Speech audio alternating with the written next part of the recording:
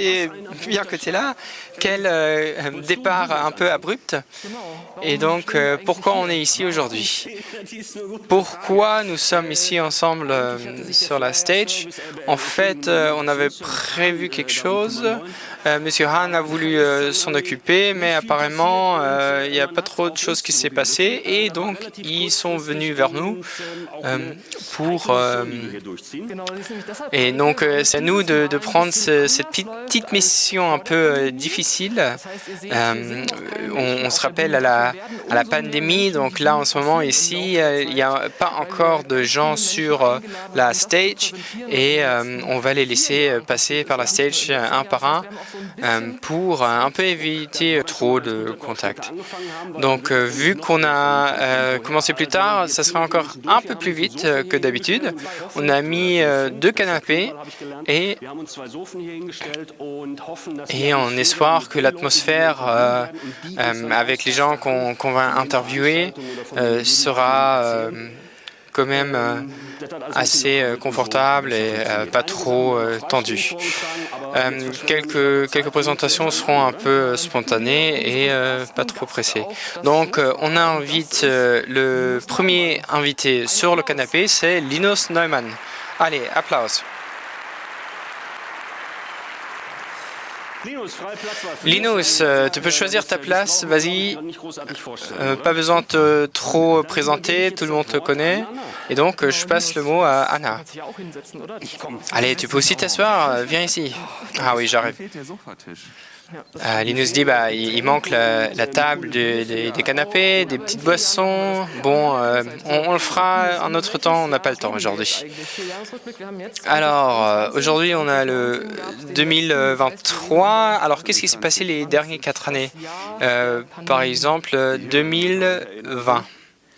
Alors, on se rappelle, c'était une grande année, c'était fantastique historiquement, avec aucun problème, et fin mars-avril, c'est devenu un peu inconfortable grâce à la pandémie.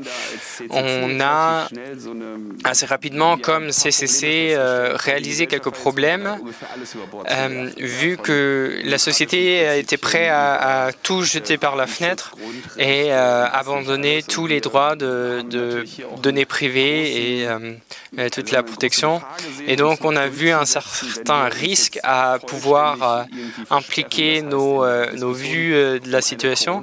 Et donc, il fallait s'occuper beaucoup de l'application contre Corona pour qu'il n'y ait pas trop d'erreurs. Et effectivement, ça a marché. Il n'y avait pas de surveillance par les applications. On pouvait conseiller Helge Braun comment l'utiliser et effectivement Helge Braun nous a rappelé, il a dit effectivement si on ne le fait pas comme ça, personne n'aura envie de l'utiliser. Donc c'est pour ça qu'ils ont donné des conseils aux universités, comment faire le travail. Et ils se sont dit c'est pas la meilleure chose. Ouais, ils se sont dit la première idée c'était la surveillance en GPS. On se check-in dans des salles et on regardera sur la location et là ils vont faire un journal de contacts. Et où ils le savent, c'est pas une information importante. Donc maintenant, il n'y a pas d'endroit central où c'est stocké. Donc personne ne sait vraiment où c'était. Donc ton téléphone sonne et t'as Helge Braun dans ton téléphone ou comment ça se passe? Ah oui, non, il appelle son assistance et lui demande à quelle heure. Si c'était à l'heure où Helge Braun était là. Et c'est là. Oui, ok. Bien. Et combien de temps ça a duré? Je pense que je parle pour tout le monde. Le temps dans la pandémie, pendant 2 ans, on a attendu jusqu'à ce qu'il y ait quelque chose qui se passe. Tu te rappelles, en janvier, février, quand c'était sûr que ça commençait, jusqu'à ce que ça se passe, c'était, je crois, quelques mois. Le pas important du club, c'était les points de preuve. On ne va pas trouver de solution, pas comme dans tous les produits qu'on fait. Mais une chose qui est acceptable, c'est la demande. Et dans la raison que c'était assez... on ne l'a pas vraiment vu et on avait un peu tout dedans. La dernière phrase était très importante. On va devoir se certifier nous-mêmes. Nous, on ne va pas te dire ce produit est bien ou pas. Ça a très bien marché apparemment. Et vous avez donc un autre produit. Vous l'avez cassé. Ah, c'était déjà cassé. Ouais, qu'est-ce que tu as cassé? Allez. Il y avait aussi les 4 fantastiques avaient besoin d'argent parce qu'ils ne pouvaient plus faire quoi que ce soit. Donc, ils ont ensemble avec Nexenio, ils ont fait une application. Ils l'ont fait faire.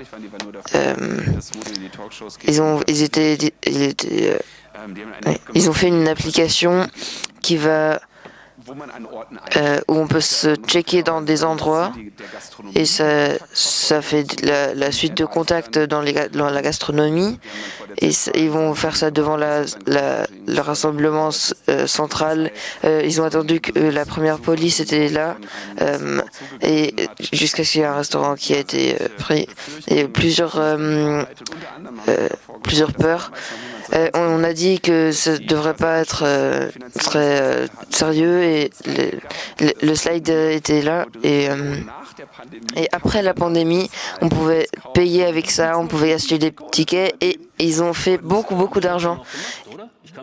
Alors l'idée du groupe musique Fantastische Vier allemand était surtout de gagner l'accès à tous les clients pour pouvoir servir le marché même après la pandémie.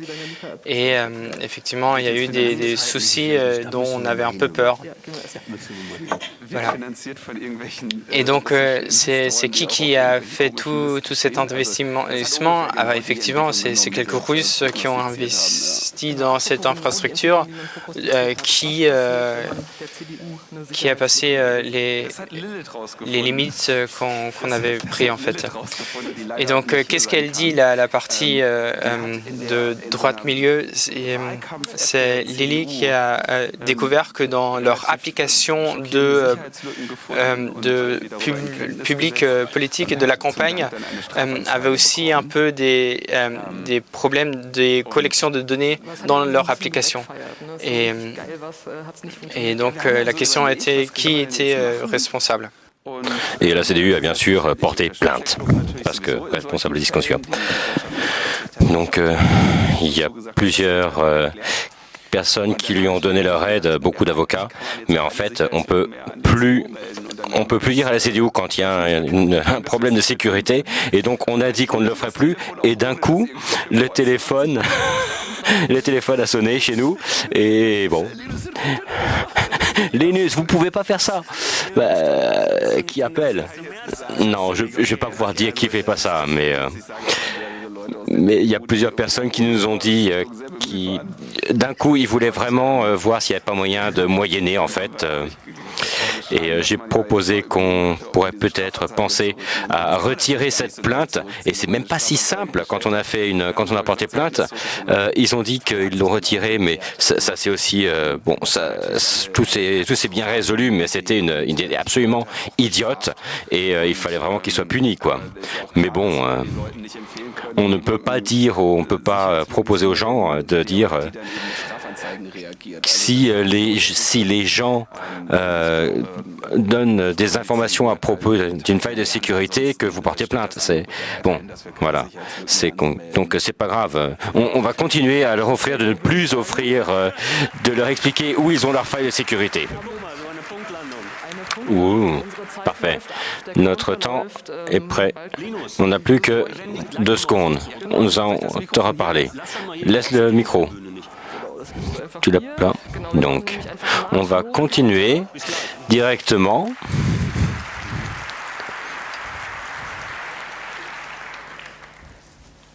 Sans transition. Et Constanze Kurs et Rainer Rehag pour les gens du Bundesverfassungsgericht, donc du Conseil constitutionnel. Comme vous y êtes habillé, mon micro ne fonctionne pas. Comme d'habitude. Ah, ça y est. Voilà. Attendez. Donc, tous les ans, on va faire un petit... On va reparler parler de ce qu'on a dit au... On a été demandé 3 fois pour des demandes de complainte constitutionnelle. On pourrait en parler un petit peu plus, mais je veux quand même parler des 3. Et on a donc la complainte constitutionnelle contre la loi sur les services secrets. Comme toute sorte du CCC, on peut lire sur le CCCDE. On a aussi publié que cette loi était inconstitutionnelle en partie. On a aussi commenté là-dessus. On a aussi fait une conférence de presse. On a donné une deuxième fois notre avis pour le résultat Palantir, un logiciel de police qui utilise. Donc c'est depuis février 2023 et on a donné une troisième lettre à propos d'un, je voudrais presque un truc CCC spécial, le Troyen d'État, la réforme du droit pour les procès. Même si depuis 2001, on en a beaucoup parlé et on explique. À chaque fois, on a expliqué qu'on s'y connaissait et on explique à chaque fois ce qui s'est changé. Donc, qu'est-ce qui a changé dans ce marché du Troyen d'État et le marché qui s'est construit tout autour. On a redonné notre avis et nous sommes là nous représentons les auteurs et dans les 3 cas, il y a eu, ce qui est relativement souvent, il y a eu aussi des informations qui ont été parlées dans dans une session verbale. Donc on va aussi parler que Palantir, on va parler du client, on va parler de la session d'hier, où ils n'en ont plus parlé, mais dans le truc. Donc on a expliqué que la aide de formule de la GroKo de 2017, on parlait de l'extension du Staatstrojaner pour des choses qui sont pour des délits déjà faits, mais qui sont déjà passés. Donc maintenant, c'est du hacking. On peut faire du hacking à cause de ça. Donc, on nous a demandé et on a proposé et on a donné notre avis. On a proposé qu'il l'enlève complètement. Maintenant, il faut quand même expliquer pourquoi. Parce que nous sommes en Allemagne, puisque nous sommes ceux qui peuvent le dire sans avoir aucun intérêt, sans intérêt caché. Et nous avons expliqué comment est-ce que la société en réseau fonctionnait, que tout le monde et que tout est partout, des trucs qui sont sûrs et pas d'autres. Il faut regarder un smartphone comme centrale à la vie, puisque nous avons beaucoup d'interactions avec, puisque ça le contrôle. Et la sécurité aussi, par exemple, l'authentification avec, on fait ça avec l'authentification de facteurs. Et là, par exemple, c'est là qu'est le Troyen d'État. Et donc, oui, il y a une différence entre juste de la communication et faire une perquisition du téléphone, mais c'est un petit peu différent. Et donc, et en plus, il y a une troisième version qui ne fait pas, et on s'aperçoit que c'est un petit peu bizarre. Il faut déjà expliquer pourquoi est-ce qu'on a besoin de cette différence qui n'a aucun sens. Et finalement, il y a aussi beaucoup de peur que que les services de sécurité ne peuvent plus parler, donc le débat sur Going Dark, et on a aussi expliqué que non. Pourquoi c'est des bêtises? Et donc sinon on peut aussi finir par en expliquant que ça c'est même pas propre, mais que même si on a un moyen d'État, il faut quand même voir ce qu'il y a comme évaluation, comme gestion des risques, comme correction, et tout ça, ça n'a pas été fait.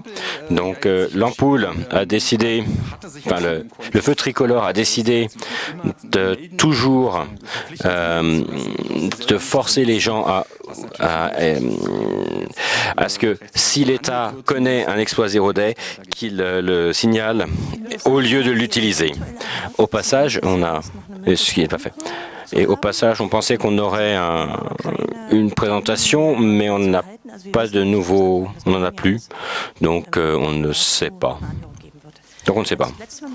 Mais dernière chose, Erdgeist et Rainer et moi, au camp, on a parlé sur le contenu de notre chose, et nous avons bien sûr dit ce qu'on avait, nous avons publié notre Stellungnahme. On va continuer avec le sofa. On a invité Cathy et DJ Spock.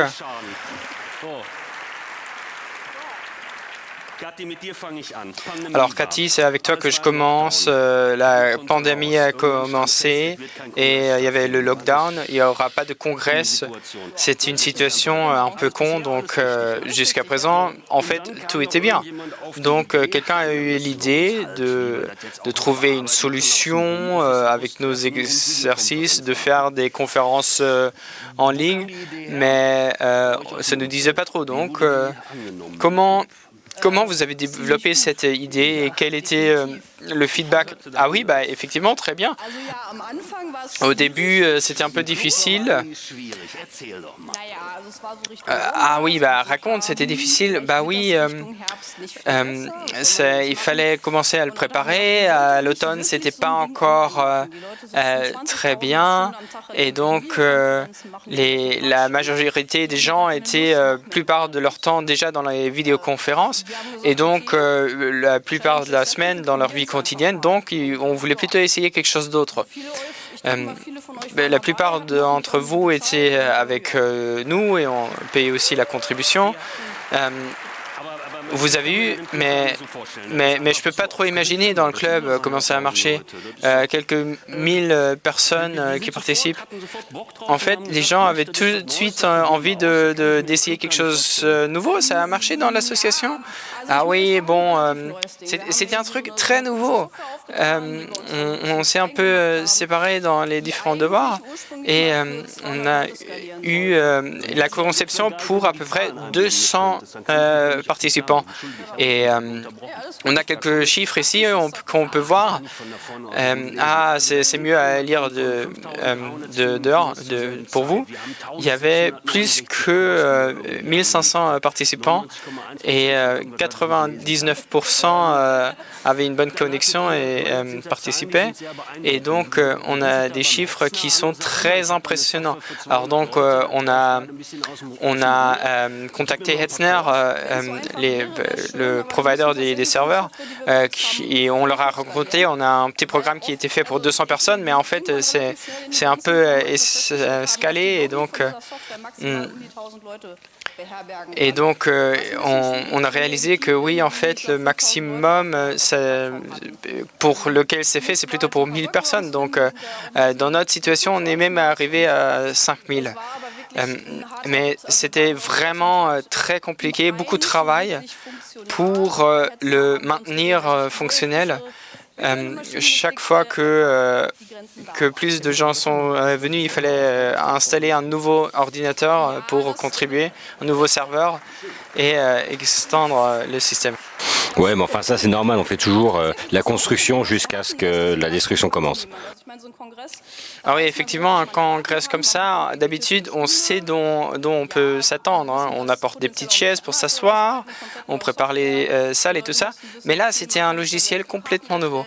Donc, on a commencé à créer des cartes, des petits symboles. Et donc, c'est quasiment uniquement pour cet événement que le logiciel a été écrit. Et donc, vous l'avez utilisé, ce logiciel? Vous avez participé? Oui, très bien. Donc, maintenant, on l'a déposé on l'a rangé quelque part dans l'armoire et j'espère qu'on n'en a plus besoin. Effectivement, on l'utilise toujours un peu pour l'administration quelque part, mais en fait, on ne veut plus trop l'utiliser pour la même raison. Ouais, bon. Et effectivement, il y a un autre thème, non seulement les logiciels, mais aussi la hardware. D'un moment à l'autre, tout le monde était dépendant des ordinateurs, il fallait des écrans, des choses comme ça. Donc vous avez occupé de partager les ressources avec d'autres lieux. Et donc, moi je suis ici un peu représentatif pour plein d'associations qui ont géré la distribution. Et c'est pour ça qu'on est assis ici, non? Non, mais en fait, dans les associations locaux, on a, dans le journal de Baden, on a écrit la demande de vieux ordinateurs, de vieilles hardware, pour commencer à collecter des choses. Et donc, il y a des gens qui ont commencé à contribuer. Et on a collecté 2000 ordinateurs, on a mis Linux dessus, on a jeté Windows et on a acheté quelques SSD pour les améliorer. Et donc après, on les a distribués sur différents channels. Et donc après, on nous a toujours demandé s'il y a plus de ressources, plus d'ordinateurs qu'on peut partager. Il y avait toujours la demande des familles avec 3 enfants qui nous ont demandé. Ils ont seulement un laptop, une tablette. Ça ne marche pas tout à fait. Les engins sont très chers. On a un petit problème en ce moment. Et effectivement, ça a très bien fonctionné. Jusqu'à aujourd'hui, on reçoit toujours des emails de ce vieux article d'il y a quelques années, d'il y a 2 ans. Et j'ai gardé cet article. Et donc maintenant, 2 ans plus tard, maintenant mon ordinateur est trop vieux pour moi. C'est maintenant que je suis prêt de vous le passer. Et donc, c'est un peu de travail pour nous. Il faut souvent regarder les ordinateurs, les conditions. C'est pas beaucoup en fait ce qu'on doit jeter, mais on peut utiliser la plus grande partie. Donc, il y a à qui je peux remercier beaucoup, c'est la Computertruhe, une association. Un grand bravo pour eux. Très bon travail.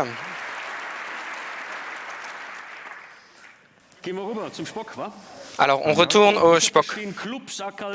Donc, la culture. Donc, au début de la vendredi, on voulait aider les clubs et on a essayé de voir, on a fait les clubs Art Culture parce que la culture actuellement c'est à peu près vieux de 100 ans et c'est notre claim. Et on veut essayer de faire que la culture des clubs, que c'est aussi de la culture. Et le chemin est très long, mais nous avons eu quelques succès. Par exemple, en 2021, où le Bundestag a décidé que les clubs, au moins au niveau des au moins au niveau de l'architecture, sont de la culture et non pas du fun. Pourquoi est-ce que je dis quelque chose? Parce que les Spielothèques sont aussi donc c'est club et c'est la même chose qu'un club de jeu. C'est pour ça qu'il y a eu cette décision du Bundestag sur laquelle nous sommes très contents. Mais M. Seehofer ne voulait pas et donc pendant la période, donc il ne l'a pas changé. Il n'a pas changé la loi et donc nous avons réussi pour la première fois dans la République que dans un contrat de coalition, que le contrat de coalition contienne quelque chose avec des fêtes et des clubs. Donc dans les clubs culture, différents clubs, par exemple le club Combina de Hambourg, ou alors la club commission, la Livecom, qui fait aussi beaucoup de choses. C'est l'association de tous les endroits de jeu et on fait beaucoup de lobby. Dans la politique, on fait des événements. On fait à Francfort le seul musée de la musique électronique avec MDB et différents artistes où nous discutons sur le thème. Il y a aussi la nuit du club dans différents Bundesland. Donc il y a aussi le changement de l'utilisation des bâtiments qui doit aller dans le Bundesrat. Donc on essaie de faire ça aussi au niveau des Landes. Et actuellement il y a TA Lerm pour laquelle beaucoup de clubs et de festivals ont à faire. Ils ont des difficultés. On a des actions par exemple où chacun pouvait écrire ce que les clubs culture, la culture des clubs pour quelqu'un est, et ensuite on a pu décider ce que c'était, voir ce qui était mieux pour la plupart des personnes, et si je pouvais voir les foliets, et le mieux c'est Club Culture, c'est plus que de la techno, ça vient de Leipzig, et c'est pour ça que ça va être affiché à Leipzig. Sinon, nous avons aussi des rendez-vous régulièrement avec différentes administrations, et nous avons aussi pas mal de représentations dans les médias. Par exemple, le Groove, c'est un journal légendaire, le Spiegel. Enfin, le chemin est très long, mais j'aimerais vouloir dire que le congrès serait absolument impossible si on n'avait pas des bonnes connexions avec ces gens-là, avec les clubs et les festivals. Et c'est unique. On vit de ça. Et s'il vous plaît, applaudissez-les parce que c'est vraiment sans eux, nous ne pourrions pas avoir le congrès.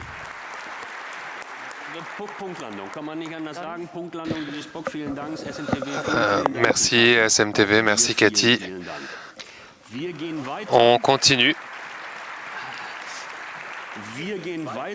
On continue. Quelqu'un qui me réjouit particulièrement. J'ai quelques aides, quelques mots-clés. Salut Henning, je t'ai aidé à formuler, non? On va commencer. Tu as 5 minutes. Ça commence maintenant.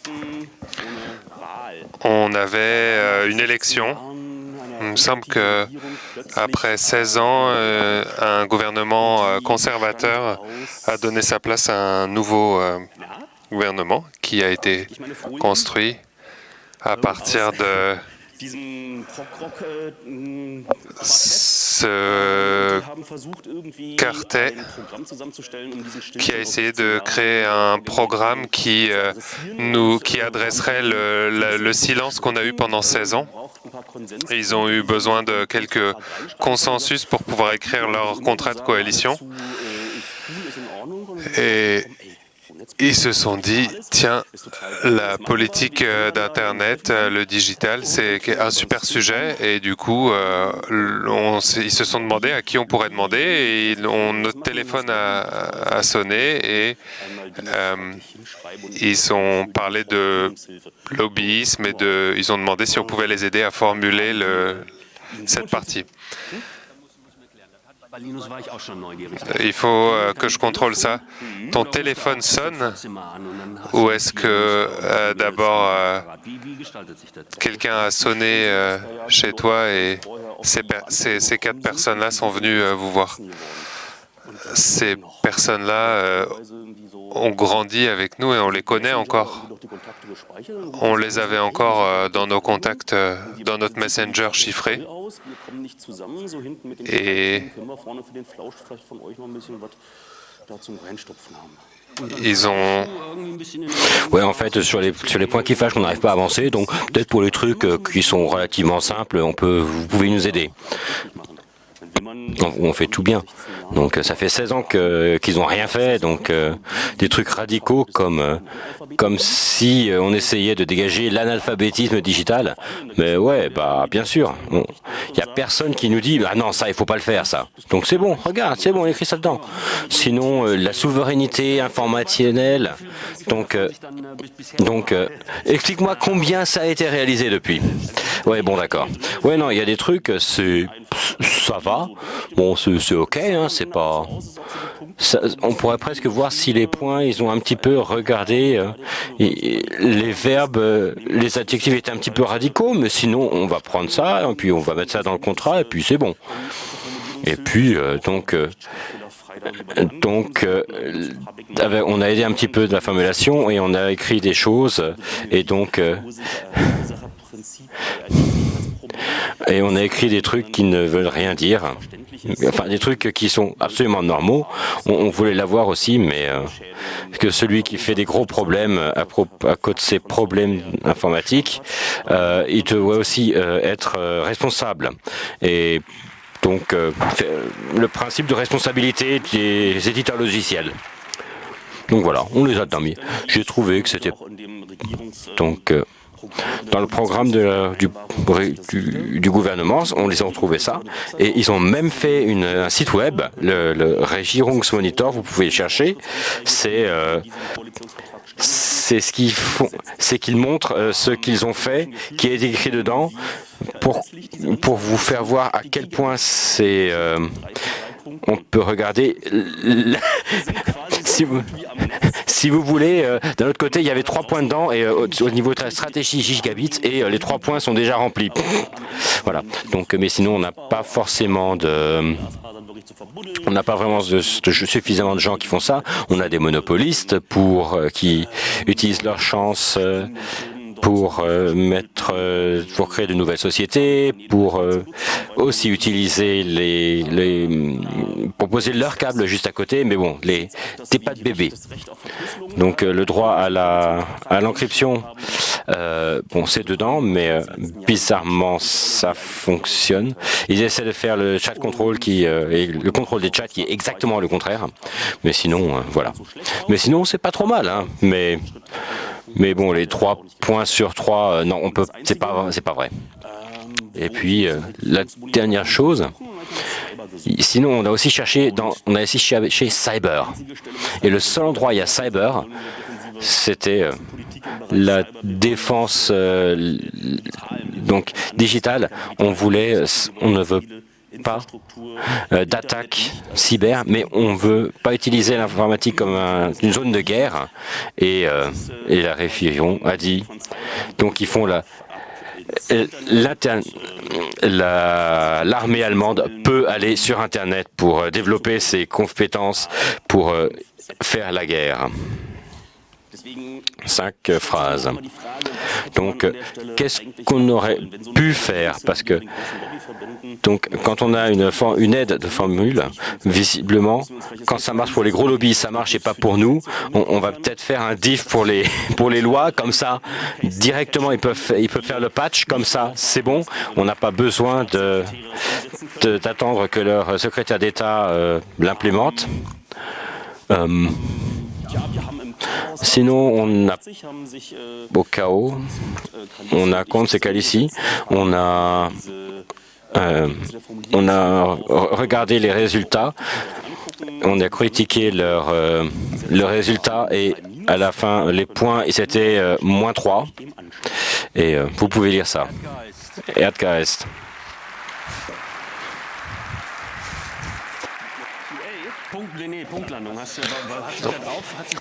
Parfait. Est-ce que ça a valu le coup? Non. Il faudra qu'on parle de ton hoodie blanc. J'ai encore...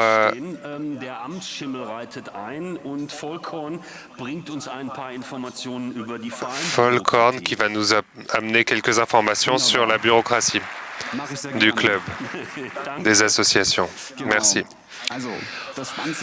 Donc le plus intéressant pour nous dans la direction de l'association, c'était de vérifier le nombre d'abonnés.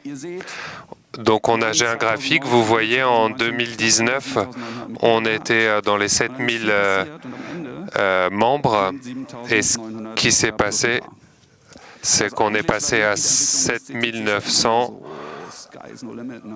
et ça, à un moment, ça n'arrêtait pas de monter et maintenant, ça a changé un petit peu. Il y a beaucoup de gens qui ne réagissent plus et qui, du coup, sont sortis du club.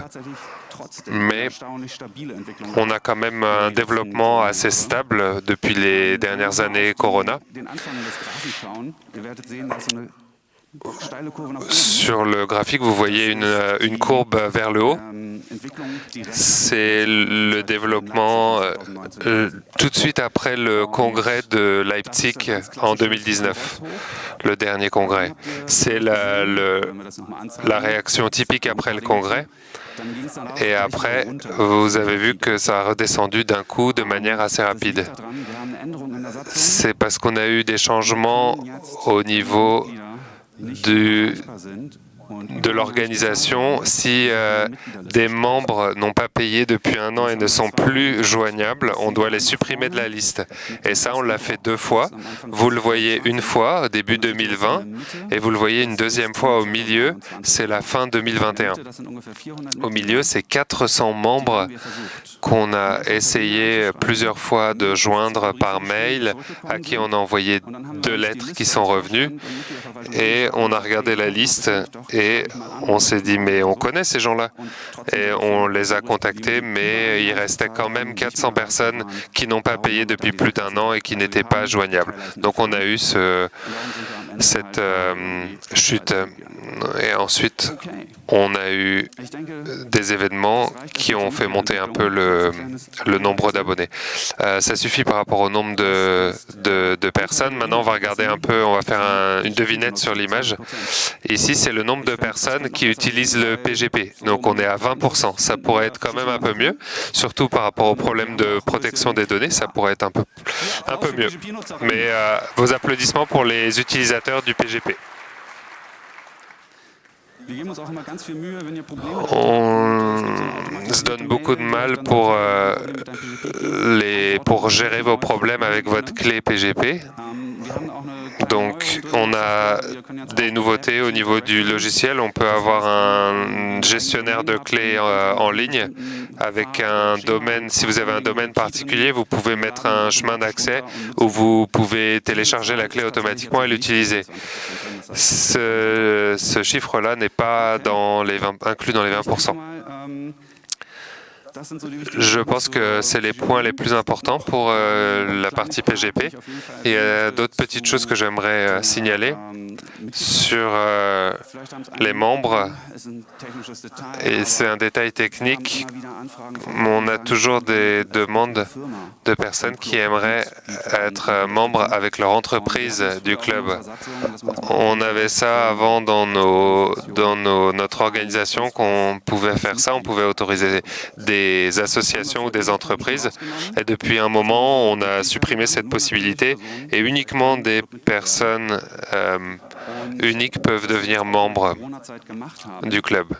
Ce qu'on a fait pendant le Covid, c'est les dernières personnes qui étaient encore membres associatifs ou d'entreprises ont été retirées ou transformées en membres individuels pour remettre tout en ordre. Donc si vous êtes une entreprise, super, on est très content d'avoir vos dons, mais vous ne pouvez pas devenir membre. Ok, super. Ce sera tout pour moi. Et la partie bureaucratique. Et je vous souhaite de bien vous amuser. Danke, Volkan. Gib weiter an Anna. Donc, on te dégage avant que tu nous donnes un formulaire d'adhésion. On va prendre Melzai qui va nous expliquer des choses sur un groupe qui fait toujours des trucs très bien. Les Hexen et sur Fire Chance. Tiens, je vais aller là comme ça. Je vais aussi voir les slide. Salut, je suis Melzai. Je fais partie des Hexen depuis 13 ans. Et même si notre communication est un peu plus grande, mais c'est toujours moi qui fais ce truc-là et que je sais qu'il y a des Hexes dans le public et vous le faites la prochaine fois, je vous le dis. Donc, dans les 4 dernières années, il y a eu beaucoup de choses qui se sont faites dans les Hexen. Donc, de choses. Donc, réchauffez-vous les mains. De façon importante, nous avons deux ou trois gros thèmes. Donc, le projet anti-stalking, notre podcast et notre organisation d'événements. La première chose, c'est un des trucs les plus importants que nous avons fait dans toutes les années, c'est le projet anti-stalking, antistalking.hexen.org, vous le voyez là, et c'est quelque chose qui est très graphique pour communiquer avec la personne qui vient sur ça. Quel est ton problème? Le thème a été fait avec 10 années d'expérience. Il y a des gens qui ont toujours été en contact avec des refuges pour femmes qui nous ont aidés. D'un coup, en 2021, il y a eu une masse critique qui nous a fait voir qu'effectivement, on a les capacités pour écrire ces informations, etc., pour tout nettoyer, pour aider les centres d'aide aux femmes, pour ceux qui sont quand il y a des chambres, et pour pouvoir les aider avec des aides qui fonctionnent. Pendant toute une année, on a fait pendant la pandémie, toutes les 2 semaines, pour autant que je sache, on a fait des conférences téléphoniques pour écrire ça, et depuis 2 ans, elle est en ligne, et depuis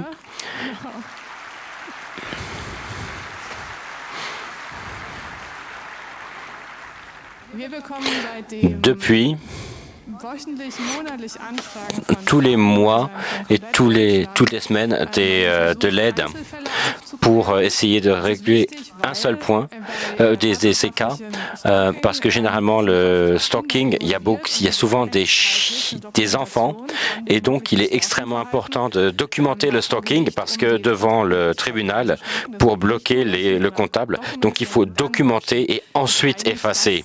C'est ça le but de ces groupes. Et ils se sont trouvés, ils ont écrit ça.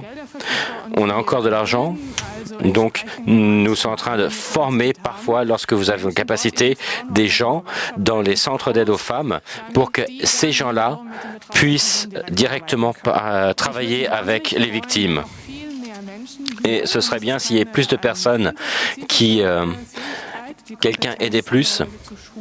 Donc, aider, documenter, expliquer comment documenter et ensuite nettoyer. Si plus de personnes pouvaient aider, donc avec ce point-là, ce point de départ, cette page-là, pour vraiment donner une option aux victimes. Non seulement avoir un téléphone qui est propre, mais aussi avoir toutes les informations pour le tribunal. Ce qu'on a fait aussi dans les congrès remote, on a fait des workshops, on a fait des congrès et on a des présentations, et du coup on a fait un podcast. Parce que dans les 2-3 dernières années, il y a un team de podcasts et nous appelons ça un collectif. Nous n'avons pas de thème, on fait ce qui nous intéresse, et avec tous les gens que nous rencontrons, et entre autres le Fleet Hackspace, qui est une série qui a 2 épisodes. On a aussi la Cyberstalking Folge.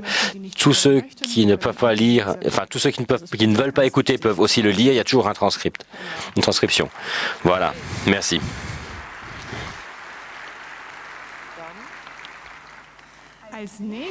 Ensuite, sur les dernières années, il y a eu aussi des événements à distance, et il faut dire que ça a commencé sur le premier événement, l'Easter egg, et c'est toujours devenu de plus en plus, et à un moment donné, il y avait 7 millions de pixels dans cette Work Adventure, et ça s'est escaladé l'année suivante, qu'on a fait des workshops avec, donc sur l'événement à la fin de l'année, et Et du coup, on a réussi à faire crasher un Big Blue Button avec 200 personnes dans les Q&A. Et on a eu une Q&A pendant 1h30 où un Flint à panel a parlé de faire de la sécurité informatique, de travailler dans les... les questions, c'était 1h30. Ensuite, il a quand même fallu qu'on dégage les gens du serveur. Donc, ce qui est important, c'est que on est actif sur beaucoup plus gros dans les événements physiques, mais aussi dans les événements virtuels. Et ce matin, on a compté, après qu'on avait 60 nouvelles Hexen, et nous sommes maintenant 781 Hexen.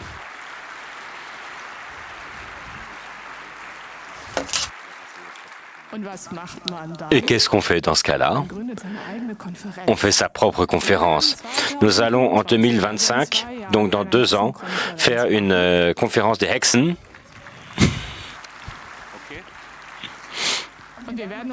Et peut-être qu'en 2024, où, quand et combien de gens peuvent être là, parce que ce sera la première fois pour nous. C'est pour ça qu'on va l'avoir exactement si gros que notre team d'organisation soit toujours content. Donc, ça, c'est ce qu'on va faire. Merci, et on attend de voir ce qui va se passer. Et donc, un changement. Un invité très connu, Linus, revient ici, et THS. Je vous passe le microphone. Linus, qu'est-ce que tu as cassé encore? C'était déjà cassé? Non, on ne parle pas du micro. Non, ça marche encore, je l'ai pris à la main. Essayez celui-là. Oui, ça marche. Bon, je le repose. D'accord, asseyez-vous, j'arrive. On n'a rien cassé, nous. C'était déjà cassé. Alors, on parle tout simplement d'un thème dont j'aime bien parler, mais aujourd'hui, on parle du Trojana de l'État. Alors, à la base, c'est déjà cassé, donc pas besoin de le casser encore plus. Mais maintenant, il y a quelqu'un, une entreprise qui est responsable, et elle s'est cassée. Elle n'est plus là. Et un épisode de notre amende, de notre amende dont on a travaillé dessus ensemble. Ah non, je suis seulement le service modération Han. D'accord, petit moment. Alors, il y a eu un petit Trojana, il y a eu une entreprise qui a créé ce Trojana qui à l'origine avait son siège en Allemagne. Où il y a eu la question s'il y a la chance que le même logiciel a été utilisé contre la politique, l'autre côté de la politique en Turquie, et si on s'est posé la question si ça venait de la même entreprise, de la entreprise Fisher, et donc ils ont regardé si c'était de la même date après la nouvelle réglementation sur l'exportation des Trojana d'État. Et on nous a demandé de M. Burgmeier de la GFF de faire un petit contrôle. Et donc, on a pris une petite probe et on l'a comparée avec 28 autres probes. Et effectivement, quelques-unes d'entre eux étaient déjà publiques et autres ont déjà été utilisées. Et on a même rapporté quelques nouvelles avec l'idée de vouloir voir s'il y a des choses cohérentes. Et effectivement, on a pu trouver la preuve qu'il y a des choses assez similaires.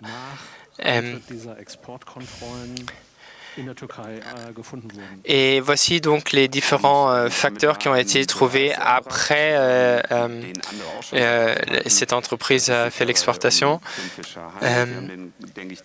Donc, on s'est douté que ça peut être la entreprise Finfisher. Et ce que vous voyez dans la graphique, c'est que il y avait les différentes générations du logiciel de Finfisher et beaucoup de similarités avec d'autres probes. Et donc, on a aussi vu qu'il y avait des librairies similaires et que qu'on l'a gardé en production même après le nouveau jugement, la nouvelle règle, qu'on n'avait plus le droit de faire des exportations et vendre à l'étranger.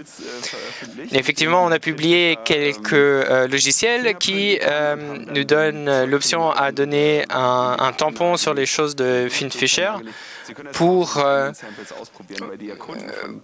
prendre cet algorithme pour que les bureaux eux-mêmes peuvent essayer si leurs probes correspondent au logiciel de Finfisher. Et donc, le but, c'est de trouver la plupart des choses cohérentes, comme les librairies et des pièces de code. Et on avait aussi une présentation sur ça en 2019 et avec la publication que Linus et moi avons écrit. Et il y a beaucoup de résultats qui sont rentrés là-dedans. Il y avait plus que 500 probes qu'on a analysées et qu'on a contrôlées. Et on a fait une nouvelle valorisation des résultats. Et donc, c'est la Sie haben dann nämlich daraufhin auch entsprechend Ermittlungen eingeleitet.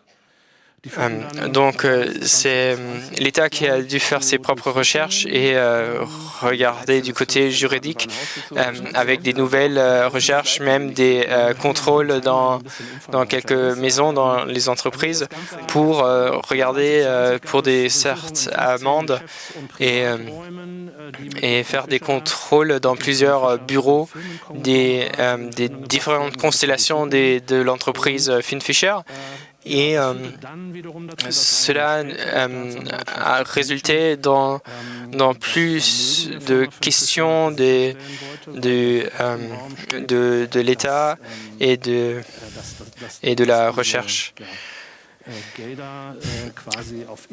Et donc, ils ont réalisé que le financement public a été...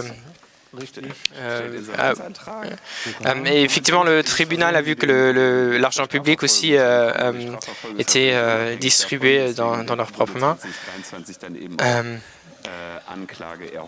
Et donc, 2023, ils ont fait une amende. Et donc, Finfisher maintenant doit se justifier. Et donc, à ce point-là, on veut bien dire merci à quelqu'un. Dans cette année, il fallait que je passe à Canada et il fallait que je reste assis à la réception jusqu'à un moment. Quelqu'un d'un bureau qui faisait les recherches, ce monsieur disait merci beaucoup pour votre bon travail. C'était d'un bureau allemand au Canada qui nous a parlé. Il a dit merci beaucoup pour votre travail. Alors, c'est bien à ce moment que je veux bien chercher du renforcement. Et j'avais une conversation très intéressante avec Flopke. Flopke, t'es où? C'est là qu'il arrive. Attends, je vais aussi lui donner un microphone.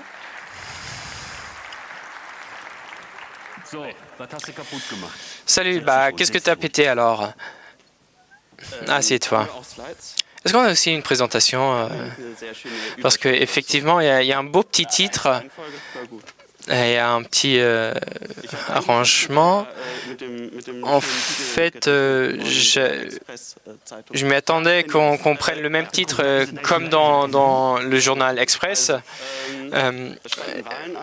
Il y avait des élections qui sont venues et donc le gouvernement de Merkel a dû organiser un nouveau thème digital et donc ils ont décidé de prendre quelque chose crypto cryptographique avec blockchain, et il y a le ministre Scheuer qui voulait aussi un système où on peut enregistrer son permis de conduire. Donc, le ministre de Mobilité était aussi, faisait partie de ce projet qui s'appelait ID Wallet. Et donc, raconte Linux était déjà, le projet était déjà cassé. Ah oui, effectivement, on a réalisé assez vite qu'il y a un problème avec la machine au milieu. Si on se connecte sur le logiciel, sur l'application avec une troisième personne, et si je me preuve comme personne près d'une application sur le portable de l'autre personne, effectivement, c'est ma personnalité qui est contrôlée, mais pas celle de la personne qui fait le contrôle. Et donc, la blockchain, elle était en ligne pour combien de temps alors? Effectivement, elle n'était pas en ligne longtemps. Il y avait des problèmes avec le service, l'entreprise qui a fait le service. Et après quelques jours, ils ont étendu le serveur. Après quelques jours, ça a disparu tout simplement. Ils ont simplement coupé le courant. Et ce qui était assez drôle, c'est que le manufacteur, donc la boîte, le développement a justifié le power off devant les chanceliers, et l'argument était le hacking. Et donc, il y a quelqu'un qui les a attaqués sur base technique, et donc c'était essentiel. Et c'est pour ça qu'en fait, nous, cette solution, on n'en a pas besoin, vu qu'on avait déjà une solution qui était bien mieux que ce qu'ils ont bricolé pour ça. Et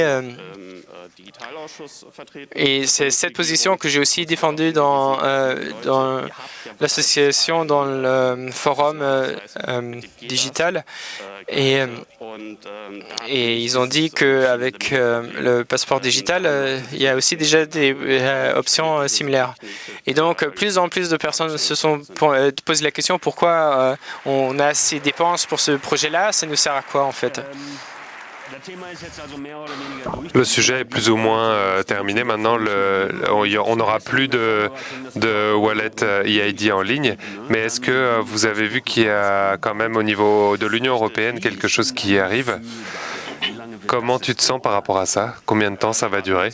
Bon, on attend pour l'instant d'avoir quelque chose de productif et on va bien sûr le regarder. Est-ce que vous avez compté combien on a de projets? Je vais faire quelque chose avec de l'identification numérique. Est-ce qu'il y en a qui sont intelligents? Sur tous les projets, par exemple sans blockchain, il y a beaucoup de projets avec du blockchain dans le titre. Il y a eu les bulletins de notes au blockchain. C'est toujours une bonne détente, un bon déclencheur pour trouver les projets, les problèmes. Qu'est-ce que tu as cassé encore? Il y a eu encore la partie ordonnance électronique. On a étudié toutes les spécifications pour récupérer pour les ordonnances électroniques au niveau des pharmacies. Le problème ici, c'était surtout l'authentification. Comment est-ce qu'on peut s'assurer que le patient est réellement dans une pharmacie? Normalement, on a un papier ou un voucher qu'on donne et c'est étudié par le pharmacien et il peut derrière récupérer les... Aujourd'hui, c'est en mode électronique. On a une sorte de QR code ou un code électronique et tout est digitalisé. C'est pas joli et rose, non? Ouais. Non, je sais pas. Bon. Et si on a du papier, il nous faut un chemin digital. Et les réflexions étaient autour de la carte d'assuré maladie sur laquelle on pourrait avoir les ordonnances électroniques et les récupérer. Le problème ici, c'est que les pharmacies ne peuvent pas faire d'opérations chiffrées avec les cartes d'assuré maladie. Donc, vous pouvez vous imaginer, c'est comme une carte avec un chiffrement GPG pour pour justifier de sa présence. Et la plupart des personnes n'ont pas le code PIN pour pouvoir déchiffrer les informations. Donc, qu'est-ce qu'ils ont imaginé? Ils ont mis en place plutôt un système standard sur lequel on pouvait vérifier l'ordonnance. Le problème, c'est que le serveur des ordonnances électroniques ne peut pas vérifier ce justificatif. C'est uniquement pour le médecin. Lui peut contrôler que le patient a réellement rendu visite au médecin et récupéré l'ordonnance. Mais pour le pharmacien, c'était uniquement possible de récupérer les ordonnances avec la carte de l'assuré maladie.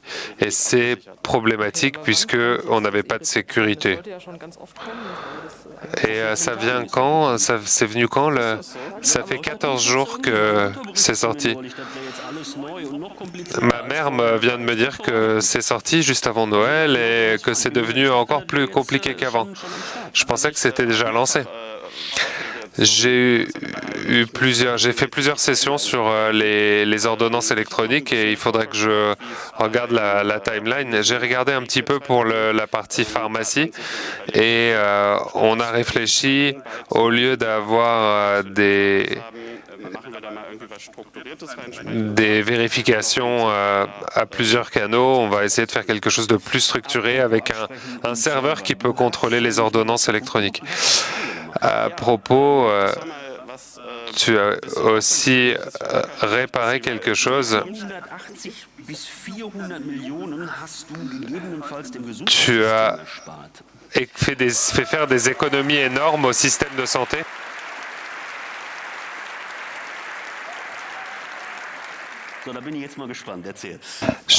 Raconte.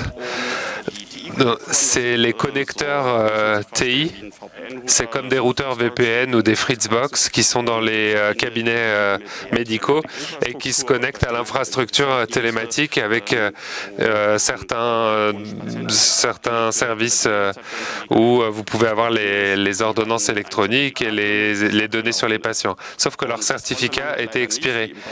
Mais on ne pouvait pas simplement cliquer comme dans un navigateur, ok, on ignore et on continue. On pouvait vraiment plus accéder aux données. Et le constructeur a dit que c'était intégré et qu'on ne pouvait rien faire.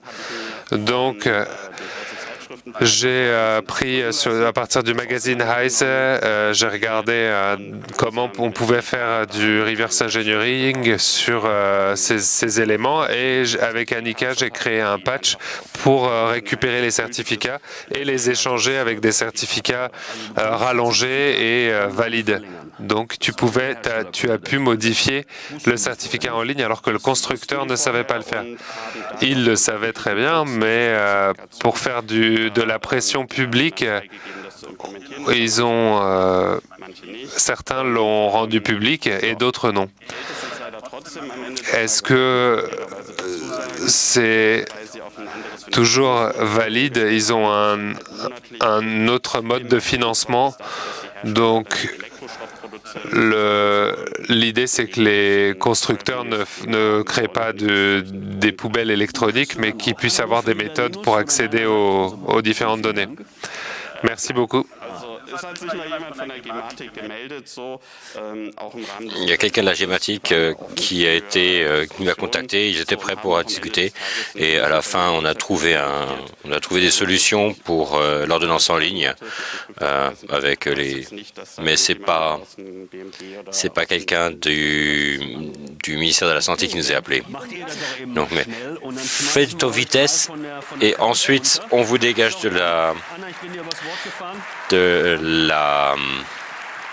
dégagez du sofa. Bon. On va faire constructif, destructif. Et on demande Kan Torkel. Et on lui donne un micro. Kan Torkel. Amuse-toi bien. Donc, vous sentez ça? Ça, c'est la nouvelle huile. Et quand on regarde Internet, partout, il y a des données qui sont partout.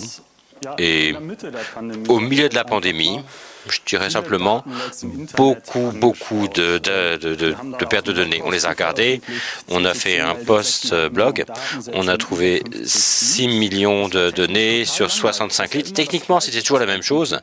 C'était toujours un bot, un MySQL ouvert, un système de test avec des données productives, mais c'était très intéressant ce qui était dedans. Donc, on regardait et expliquait aux sociétés ce qu'ils remarquent. Donc, on avait des scans, on avait des données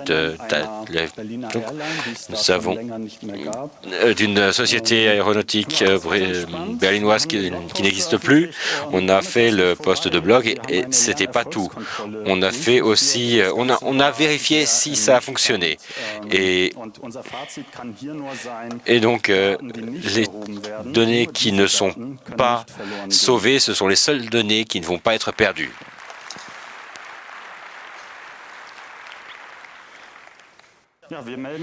Donc, on ne dit pas la seule chose. On aide aussi et nous, on voudrait parler un peu plus de notre soutien. Dans les derniers mois, on a parlé avec on a aidé, on explique comment est-ce qu'on fait pour trouver une faille de sécurité et comment est-ce qu'on prévient les autres. Et une chose, c'est qu'on n'essaye pas de fouiller plus que ce qu'il faut, même si on a une base de données qui est vachement intéressante, mais je ne dois pas faire un dump de toute la base de données. J'ai besoin de quelques entrées, ce sont des vraies données pour montrer que j'ai accès, mais ensuite on peut les compter et déjà on n'a pas besoin du dump et du coup on ne peut même pas perdre les données soi-même. Néanmoins, il faut quand même faire attention à la sécurité opérationnelle. Nous sommes derrière, nous sommes là. Sinon, si vous avez besoin d'aide, vous pouvez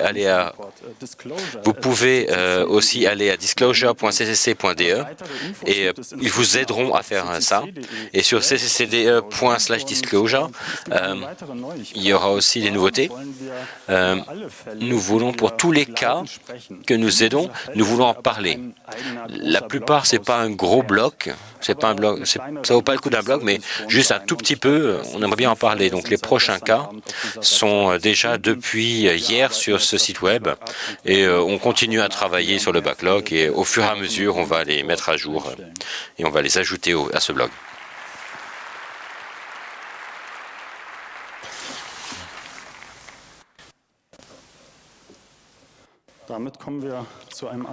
Donc, on arrive au prochaine paire de données, la base de données biométrique des talibans qui les utilisent parce que ce n'était pas les militaires, qui a été débloqué. Donc, en août 2021, comme beaucoup d'autres, vous avez entendu, il y avait ce retrait spontané d'Afghanistan et les talibans ont récupéré des infrastructures, beaucoup de matériel des militaires américains, entre autres des identifieurs biométriques, mais aussi ils sont arrivés sur eBay. Et du coup, ils sont arrivés entre mes mains. Et avec d'autres personnes, on les a regardés, et avec plusieurs personnes, et on a regardé ce qu'il y avait dedans, et on a été surpris parce qu'il n'y avait aucune protection. On l'a allumé, et là, il y avait des données. Et donc, beaucoup de données depuis de 2600 Iraquis et Afghans, 3200 visages, des scans d'iris et 24 000 empreintes digitales et plein d'autres données. Et c'était juste comme ça, non encrypté, sur des ordinateurs Windows XP. Nous avons essayé les données avec nous, mais nous n'avons pas téléchargé les données vers le serveur .mil parce que c'est nos données à nous. Voilà. Mais nous avons expliqué que ça, et les militaires américains ont dit merci, c'est gentil de nous le dire, mais allez voir le fournisseur. Et les militaires allemands ont dit d'aller voir ceux qui l'utilisaient, et le fabricant n'a pas répondu. Et c'était à peu près il y a 1 an qu'on a expliqué ça, et il ne s'est rien passé. Et milieu 2003, il y avait un agent spécial qui est venu. C'est sympa de recevoir de leur poste. Est-ce qu'on pourrait avoir le matériel, s'il vous plaît? On leur a donné les 6 matériels. On leur a envoyé les 6 matériels, et ils nous les ont renvoyés. Ils les ont même pas récupérés. Donc, bon, on a réessayé, mais avant, et effectivement, donc les devices sont arrivés. Les appareils sont arrivés et ont été pris. Donc c'est pas une bonne idée de sauver des données biométriques en grande quantité. Et c'est pour tout le monde, pour la police de Hambourg, pour le militaire et pour tout le monde. Mauvaise idée.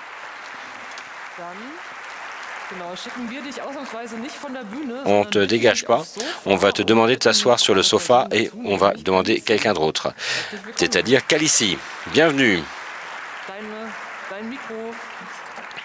Ton micro, tu l'as là.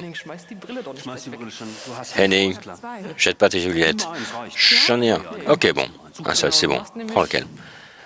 Alors, tu n'achètes pas que sur eBay, des fois tu fais aussi des trucs bizarres. Tu te mets des sacs sur la tête. Ah, c'est lui. Je t'aurais presque reconnu.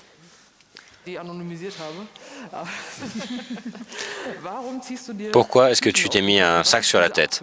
C'était quoi? En fait, on va faire ça en plus vite. Je vais commencer avec le sac en papier. Donc c'était une initiative Reclaim Your Face contre la surveillance biométrique. Et dans cette initiative, nous avons été au Parlement européen et parlé avec des politiciens et que nous aimerions bien avoir une interdiction de la supprime. Et que ce sac, c'est la deuxième meilleure solution contre la surveillance. La meilleure solution, ce serait une interdiction totale. Donc, et le sac, tu l'as porté à Bruxelles. Oui, on était à Bruxelles, on a été invités et nous avons fait une présentation. Nous avons fait voir la deuxième meilleure protection, mais c'était pas pratique du tout. Donc voilà. Et que quand Torkel et moi nous arrivons quelque part, généralement, il y a généralement l'Europe. Et maintenant, on va expliquer ce que EDRI c'est European Digital Rights. C'est une organisation qui, depuis 20 ans, qui a été fondée il y a 20 ans. Et le CCC est un membre fondateur. Et Kant Torkel et moi, nous représentons le CCC chez EDRI. Et donc ça, c'est notre rôle. Voilà. Et donc, c'est quoi? Décris EDRI en une phrase. C'est... Agas parle toujours de travail de lobby, Linus, il y a toujours le téléphone qui sonne. On fait tout ça de façon... On fait ça en bénévole. Et donc, nous, on est... Donc, c'est aussi plus intéressant que ce que fait notre gouvernement. Donc, c'est pratique quand on a des gens qui sont payés pour aller faire ça. On a un bureau à Bruxelles, on a des contacts, qui s'occupent des contacts, qui sont là-bas, qui peuvent parler aux délégués, aux membres du Parlement, qui peuvent organiser des sessions où quelqu'un peut aller, où on peut montrer notre expertise technique, où on peut la partager au bon moment, ce qui n'est pas forcément le plus simple, et où on est là au bon moment, ce qui n'est pas forcément si simple que ça. Kant Torkel, et ça a donné quoi avec ton sac? sur la tête? Eh bien, c'est une excellente question. La première revue de presse, c'était absolument pourri et on pensait que on ne connaît pas encore le texte fini, donc on n'est pas encore certain, donc on ne peut rien dire de concret. Mais au moins, ça n'a pas l'air d'être très... Ça n'a pas l'air d'être très bon. Il y a un texte, mais on ne le connaît pas encore. C'est un peu bizarre. Bon, peut-être que le texte n'est pas encore fini. Bon, donc ça reste tendu. Donc, sinon, c'est le gros thème que tu aimes. Ton gros thème, le contrôle de chat, c'est toujours, voilà, donc à 19h15, on va en parler. Je n'ai pas besoin de dire de plus que ça. Voilà. Tout le monde n'est pas encore là. Tout ce qui... Dernier mot, si on parle de l'Union européenne, je trouve ça intéressant. Où est-ce qu'on s'informe? Où est-ce qu'on peut aller de façon politique? Est-ce que c'est plus simple ou plus difficile qu'en Allemagne? On a EDRI, donc on a un bureau professionnel qui s'en occupe, qui a les contacts. Mais le problème qu'on voit partout, c'est que les gens qui sont techniquement versés ne vont pas être écoutés, et mais sinon ils vont être ignorés, et qu'il n'y a pas beaucoup de gens comme Flübke qui sont aussi actifs au niveau, qui mettent leur expertise technique. Il y a quelque chose il y a une grosse développement de la complexité dans l'informatique et dans la technique, et si les politiciens ne comprennent pas ça, on a des lois qui sont faites qui n'ont plus de sens. C'est pour ça que je vous invite à regarder EU Legislative Train, tout ce qui est en train de voir. Regardez EDRI, et si vous voulez nous aider, il y a toujours des groupes de travail qui sont pareils chez EDRI. Allez voir Kantorkel, venez me voir. Voilà. Merci. Teneur d'applaudissements et Henning. Kalesi et Kantorkel. Il y a un petit microphone qui est en train de tomber. Je prends la modération et on invite Hugo. Hugo va nous raconter des choses sur la jeunesse. Et il te faut un microphone. Tu veux lequel? Tiens, tu prends celui-là.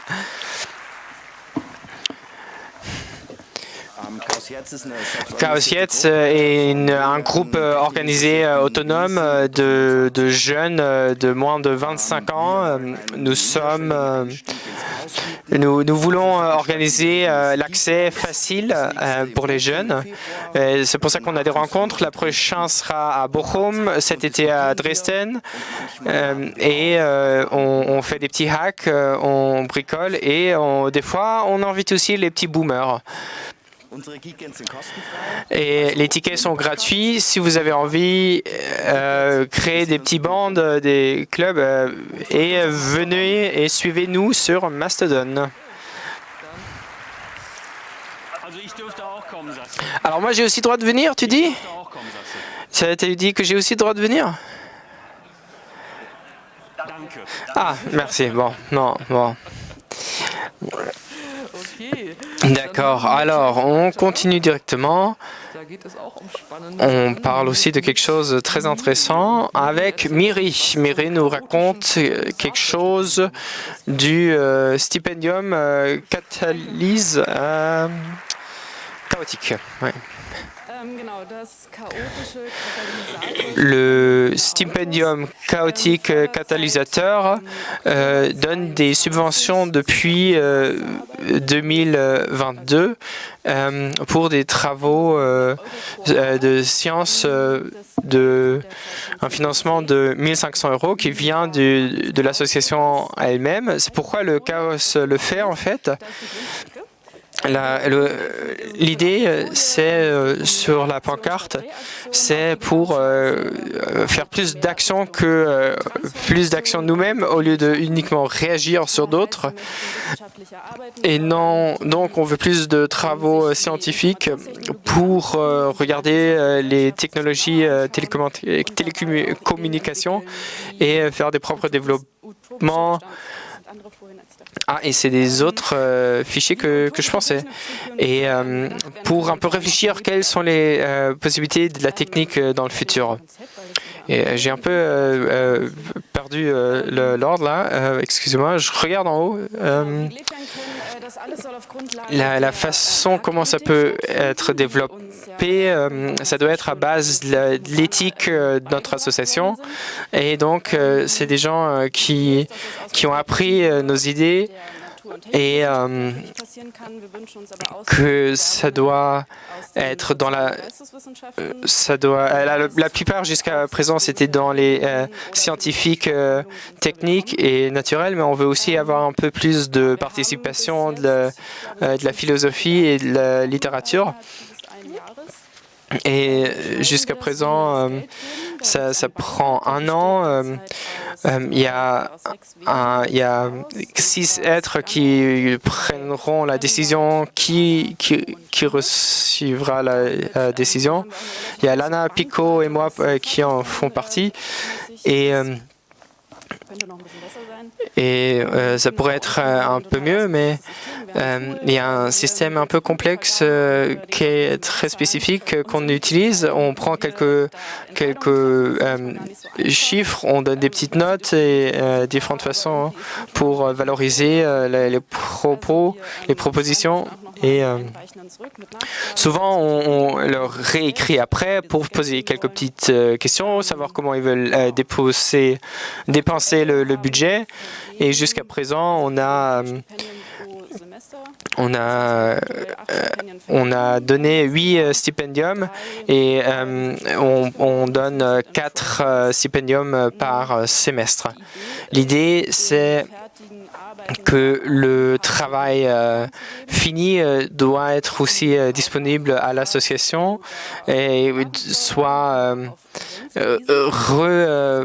imprimé dans nos propres médias, dans le podcast, dans la Datenschleuder et dans différentes fonctions. Et ouais.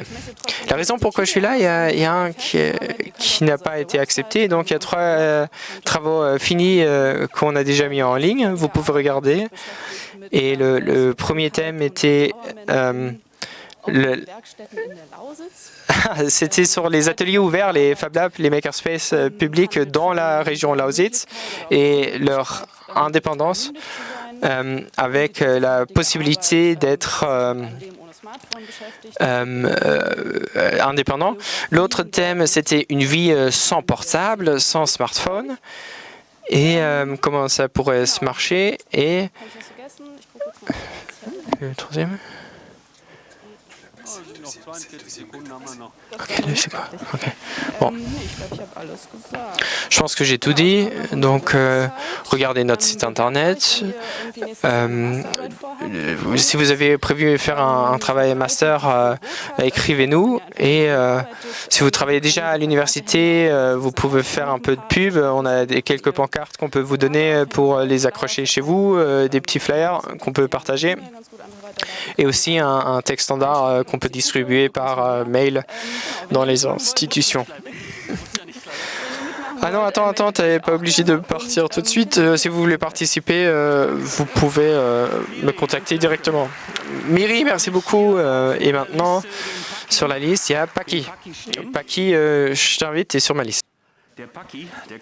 Paki vient de chez notre voisin de la partie allemande de la Suisse. Et il va nous parler de la politique du net dans son pays, la Suisse. Bonjour, ça veut dire salut dans les 4 langues de mon pays. En Suisse, on a aussi RD qu'on connaît de l'association EDAS En Suisse, on se dit que ça peut être pas mal si les personnes s'identifient sur Internet. Sauf que les premières lois étaient si mauvaises qu'on a été obligé de s'impliquer et les communautés politiques du net se sont activées et ont manifesté, ont créé des pétitions.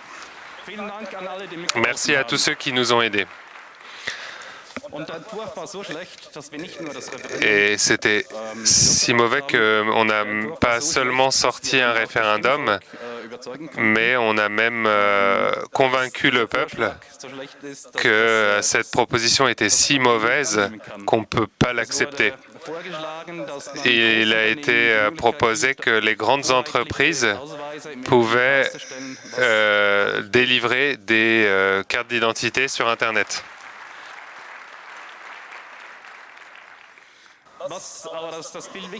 Mais ce qui est encore plus important, c'est on a la possibilité de demander des référendums. Ça veut dire qu'on est obligé de nous écouter en tant que communauté. Si on a quoi que ce soit avec le cyber ou les lois, sinon on devrait dire quelle belle loi, ce serait dommage de passer à côté du référendum.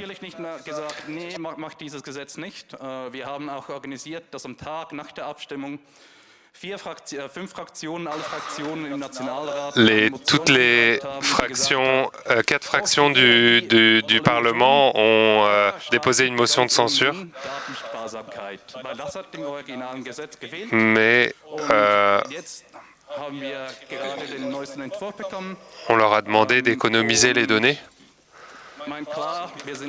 Ça manquait sur le texte d'origine. Bon, il faut dire clairement qu'on n'est vraiment pas satisfait avec le résultat. Il faut qu'on reste impliqué, mais c'est toujours beaucoup mieux que le premier brouillon. Surtout par rapport à l'identification hybride, on aimerait bien qu'il y ait une protection de l'utilisation des données. Si vous demandez trop de données, vous vous rendez justiciable. Mais bon, c'est déjà pas mal pour le moment. Ce qui me tient aussi beaucoup à cœur, c'est la jeunesse hack que vous voyez sur cette image. On l'a amenée en Suisse depuis plusieurs fois. Pour nous, c'est bien sûr important parce que je ne peux pas juste être un homme âgé sur scène. Il faut qu'on ait des personnes pour continuer notre travail. On a plusieurs personnes qu'on a récupérées dans notre hackerspace et ils ont travaillé sur des idées avec le suivi de mentors. Et c'était très sympa de voir ce qui est sorti et la créativité surtout des nouvelles générations.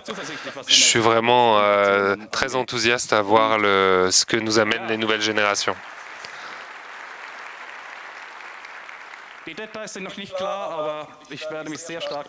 Tout n'est pas encore clair, mais j'espère vraiment que cette année ou l'année prochaine, on va pouvoir refaire un événement comme ça, peut-être avec plus de personnes, mais voilà, ça sera au programme. Ce que vous voyez aussi tout en bas, c'est le congrès d'hiver. Il tiendra place l'année prochaine, le 1er et 2 mars. C'est la 7e édition du congrès d'hiver. On a eu entre 400 et 500 personnes l'année dernière et on est à Winterthur au théâtre du Casino cette année. Les billets peuvent être achetés en ligne et ils sont disponibles si vous voulez venir faire un tour en Suisse. Si vous avez des questions sur la présence de Netzpolitik en Suisse, vous pouvez nous trouver.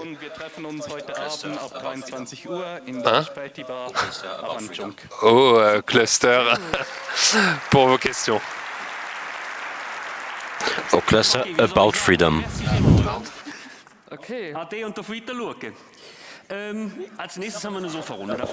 On va faire une tournée sur le canapé. Donc, AL, MD, SMTV, venez sur scène.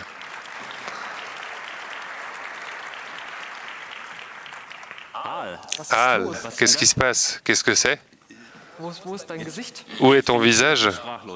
Je comprends pas. C'est pas grave. Mettez-vous à l'aise et on va parler. Non, vous parlez rien. Non, vous allez poser des questions. Vous nous parlez un peu de l'Easter egg. Oui, racontez l'Easter egg. Oui, c'était bien.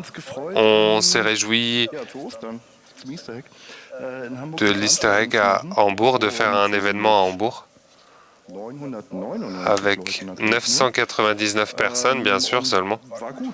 Et c'était bien. C'était un bel événement. C'était le premier événement en présentiel. Je crois qu'avant le Covid, oui, on en avait, mais oui, c'était sympa de voir que les gens avaient vraiment besoin de ça. Et voir les gens réellement, ça fait du bien, et ça m'a vraiment motivé pour cette année. C'était pas le seul event. En tant que Hambourgeois, on était content de voir qu'on y arrivait encore, et on se réjouit à le refaire en 2025. Donc si vous avez un calendrier, faites une croix. Voilà, c'était sinon un petit événement sympa. Il y a toujours le petit déjeuner éternel et des gens très gentils. Les tasses, on en avait cette fois, donc vous pouvez en prendre une avec vous. C'est toujours mieux chez vous. Le problème de la tasse, c'est qu'on peut la mettre au lave-vaisselle, mais il vaut mieux pas. 2025, pourquoi pas 2024? Oui, on trouve ça un peu plus fatigant de le faire tous les ans. Et d'autres ont le droit d'aller ailleurs aussi en 2024. Et la météo est super au printemps. On n'avait pas juste l'Easter egg, on avait d'autres événements. On avait un highlight, on avait le camp. Racontez-nous un peu. À part que tu as perdu le pari avec la pelleteuse. Ah non, un chariot élévateur. Et bonjour ZDF. Et plus d'informations sur le camp. Ce qu'on peut raconter, c'est que le camp qui a lieu tous les 4 ans, cette année c'était la première fois sans le soutien qu'on avait par le passé. C'était assez excitant parce qu'on avait beaucoup plus à faire que nous-mêmes que ce qu'on faisait avant. Le groupe corps du CCC. On a beaucoup de compétences externes qui nous ont aidés.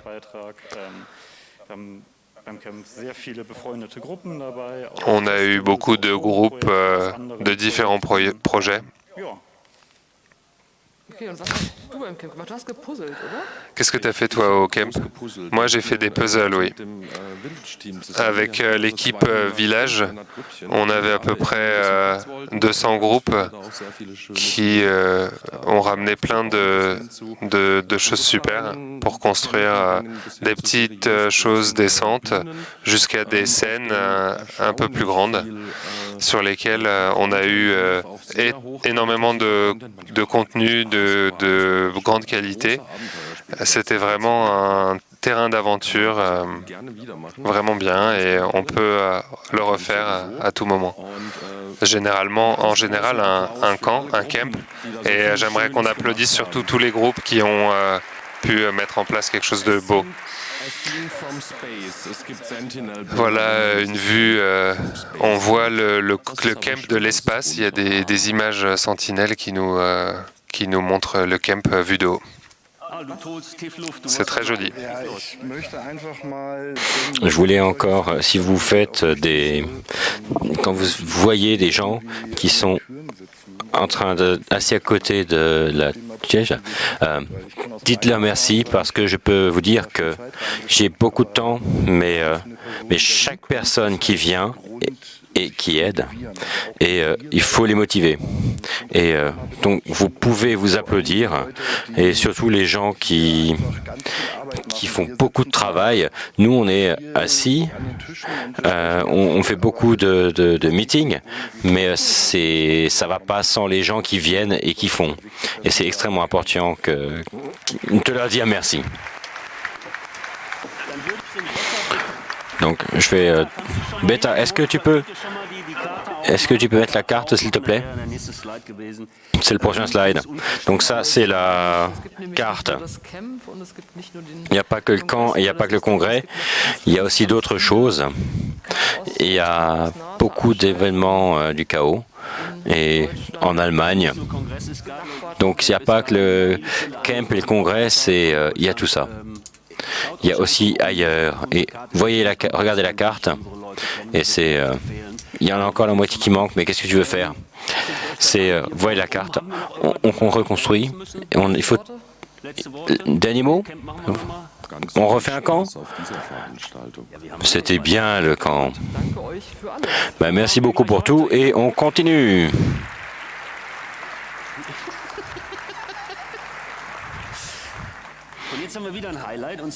On continue et le highlight c'est à côté et on demande nos Autrichiens. On utilise Stony, der ST und der Stony la traductrice de Stony. De ces 3 V comme Vienne. Ah. Donc, prends place.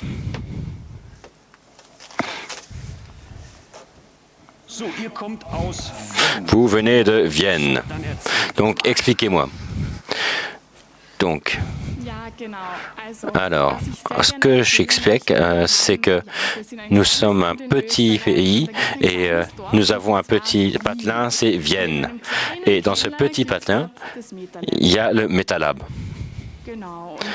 Et il y a 2 ans, j'y suis allé pour la première fois, donc avec le projet Mach auf. Et le but de la Metalab, c'est d'être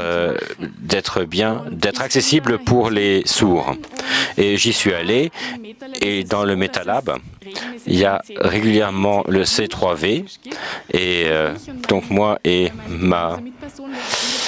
ma traductrice, on a dit on aimerait bien y aller, et on aimerait bien, mais la communication est difficile. Donc, nous avons ensemble essayé d'aller au CCC pour savoir s'il y avait un budget pour que la traductrice pouvait être payée, et effectivement elle a eu un budget, et c'est comme ça commencé que régulièrement au C3V on a aussi une traductrice pour le langage des sourds muets en allemand. Et donc il y a une personne ou plusieurs personnes qui sont incapables de parler avec le langage des signes, et donc, c'est comme ça qu'on a lancé un projet. On a fait un projet, on a fait une présentation sur le fait divers, tous deux, et ça a été enregistré, et c'est comme ça a été pris, enfin ça a été... Et du coup, j'ai aussi après connu quelqu'un au team avec qui j'ai un autre projet j'ai la multiple sclérose et j'ai l'idée que ce serait bien d'avoir un costume de plongée avec des impulsions électriques pour que j'ai ça, pour que je puisse utiliser dans ma vie privée pour la multiple sclérose. Et j'ai vu qu'il y a un projet comme ça et j'aimerais faire ça aussi. Et donc avec ces rencontres régulières, j'ai rencontré quelqu'un qui fait partie de ce projet et donc qui va m'aider et on va pouvoir le faire. Merci. Donc, je vous ai vu hier. Toi, tu as aussi commencé à apprendre le langage des signes. Oui, bien sûr. Oui, exactement. Donc, en C3V, il y en a plusieurs qui ont commencé pour l'aider. Parce que on n'a pas que ces rencontres régulières. Des fois, on a aussi des pressions. On veut aussi pouvoir communiquer tous les jours. Dire, est-ce que je vais faire les courses? Est-ce que tu as besoin de quelque chose? J'ai cuisiné, est-ce que tu as besoin de quelque chose? Il faut quand même que ce soit... c'est pas uniquement quand on se rencontre sur les rencontres principales. Est-ce que c'est difficile? Est-ce que c'est difficile? C'est une autre... C'est un langage. C'est comme un autre langage. Mais par contre, le langage des signes en Autriche est différent de celui qui est en Allemagne. Et c'est différent. Donc, même ça, a une certaine couleur. Donc, Stony, est-ce que tu as tu connais différents dialectes? Est-ce que tu comprends le langage des signes allemand? Oui, il y a des dialectes, oui, et j'en connais quelques-uns. L'allemand, et tu m'avais dit que les Allemands comprennent les Autrichiens mieux que les Allemands comprennent les Allemands.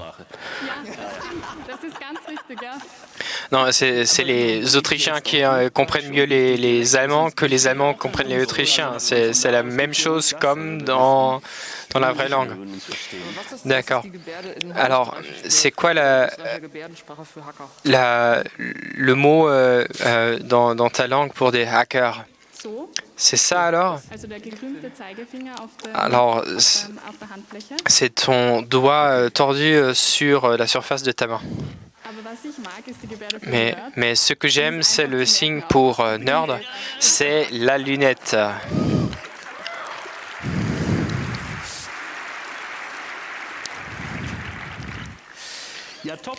Eh bien, chouette. Est-ce que vous voulez encore raconter quelque chose? Il faut encore adresser quelqu'un? Oui, s'il te plaît. Et oui, je veux dire qu'il y a aussi le CCC qui nous a donné l'opportunité de nous donner le budget du Dolmetsching, mais en futur, on veut aussi le financer indépendant. Et donc, on a créé notre propre association, le Verse des sourds. Et là, on est en train de chercher d'autres associations qui, comme participants, veulent aussi devenir membres dans notre association pour que chaque association a le budget indépendant du CCC. Et donc ici, j'ai une petite carte postale sur laquelle, donc là, je suis en train de faire un peu de pub pour notre association. Et il y a aussi l'alphabet avec les doigts dessus. Alors les gens, ils vous trouvent où? Vous avez aussi une assemblée ici, en bas. Oui, près du MetaLab. C'est la halle la plus bas, à la droite, au milieu, la halle 3, je pense. Ah oui, il y a le système de navigation, on va le trouver. Le MetaLab et la phrase qu'il faut chercher pour le trouver.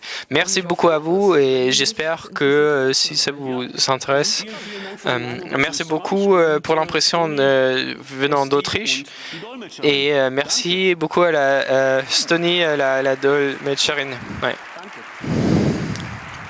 La traductrice, pardon.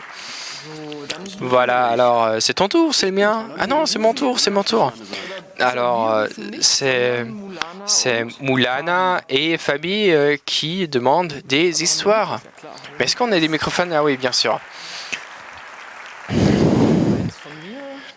Alors, un de ma part, un autre ici.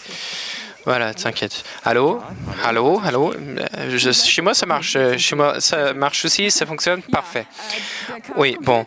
Le CCC, depuis cette année, a 42 ans, depuis cette année, dans son meilleur âge. Et c'est pour cette raison qu'on veut prendre un pas en arrière pour faire des petites observations, pour réfléchir vers où on veut aller. Et donc, il faut aussi parler un peu des situations financières. Donc, envoyez-nous vos idées et du côté scientifique, on se reproche déjà sur différents thèmes pour le financement. Et maintenant, on ne veut pas non seulement le faire de partie science, mais on veut aussi le faire du côté artistique. Donc, pour ça, on a aussi créé un conseil qui va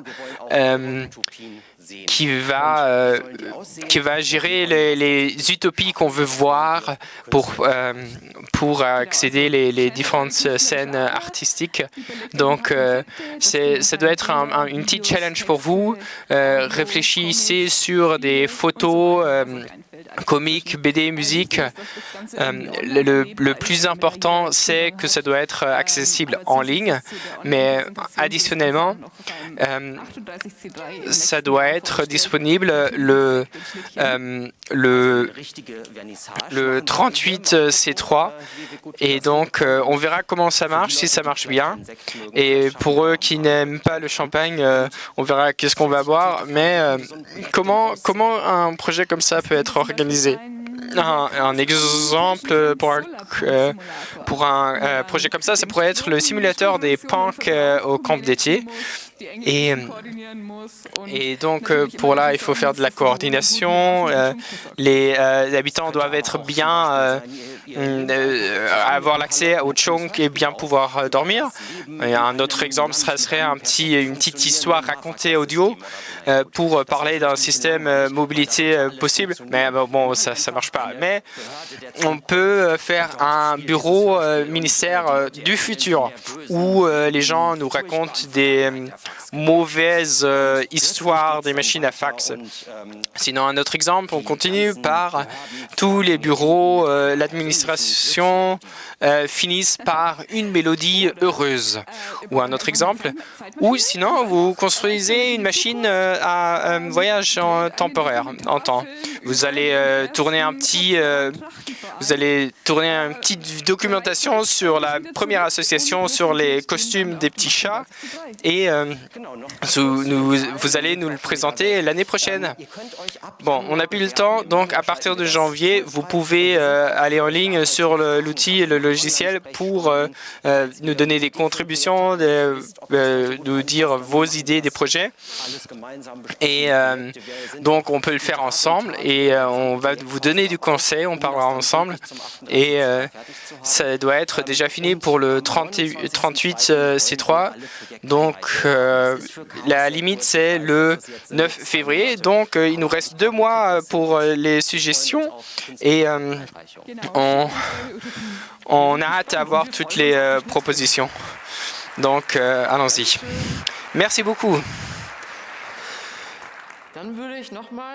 Alors, je veux encore réinviter Volker, cette fois-ci avec moins de bureaucratie, cette fois-ci sur les différentes données. Voici un nouveau projet. Salut! On vient d'apprendre que le club a déjà 42 ans. Donc, lorsque on était assez jeunes, il y avait la Hack Bible et en 2 éditions, année 98. Et moi, je connais uniquement les histoires des gens qui nous ont raconté les petites histoires, des membres qui nous racontent des histoires. J'étais le seul nerd dans mon petit village sur le paysage. On a joué avec les téléphones et des choses comme ça. Et je suis allé à la bibliothèque et j'ai vu ce livre, la Bible de Hack. Et c'est comme ça qu'ils ont trouvé ce monde des hackers. C'est comme ça qu'ils sont arrivés la première fois sur les congrès. Et il y a de plus en plus d'histoires comme ça qu'on entend.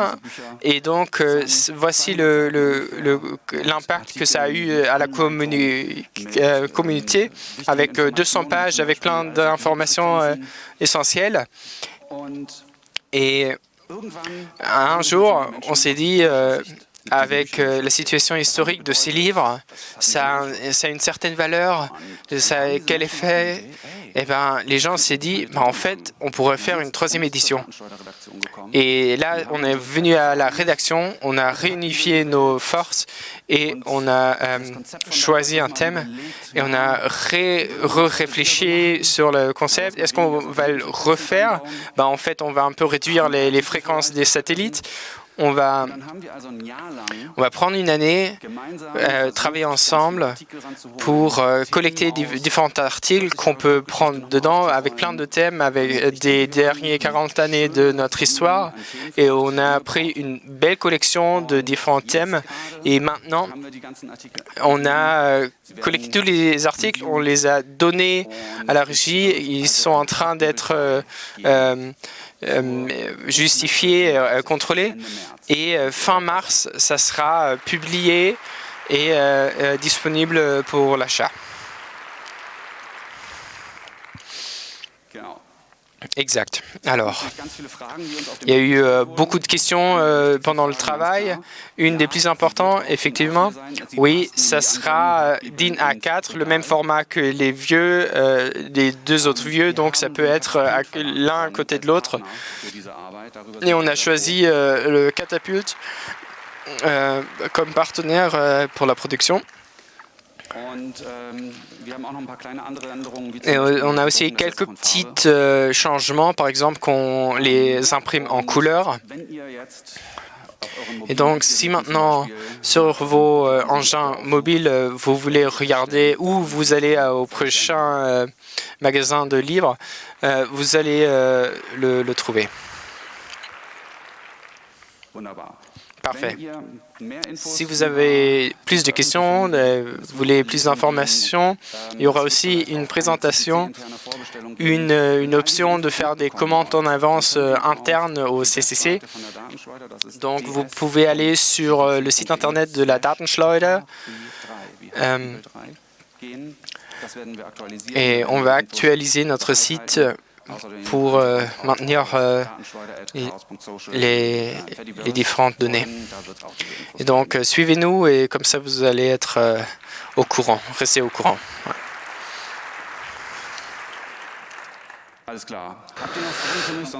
Avez-vous des questions pour moi? Sinon, je m'en vais. Mais, étant donné le temps, je dirais avec plaisir. Et donc, par rapport à la date, qu'est-ce que tu as dit? Mars, c'est ça? Tout à fait. Super cool. Donc, recombinons 2 personnes, Kalissi et Kantorkel, que serait une revue des 4 dernières années sans regarder l'année à venir. Non, assieds-toi où tu veux.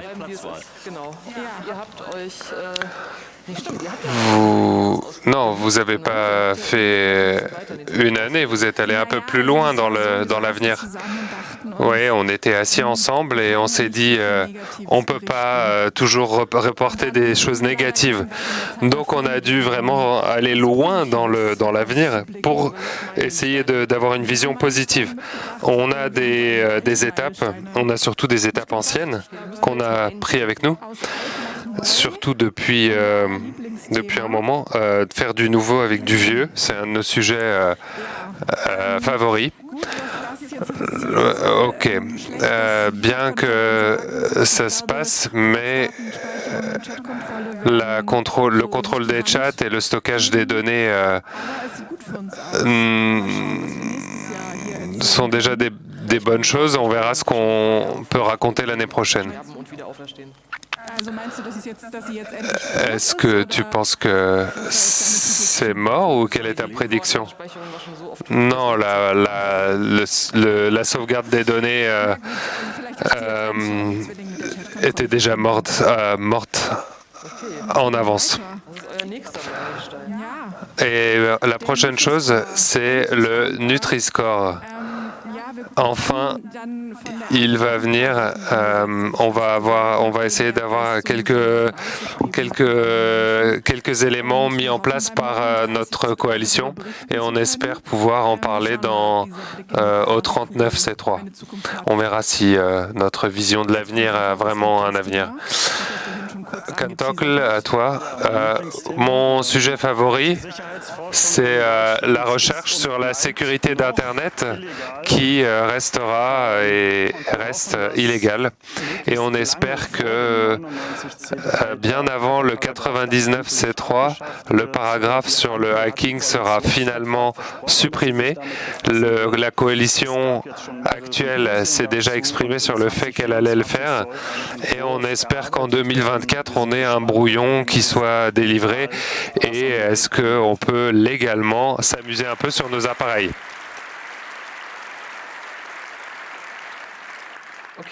Le 99C3, je ne sais pas si on sera là pour faire la modération, mais on sera content. Ah, mais si, vous serez là, vous serez dans le cloud.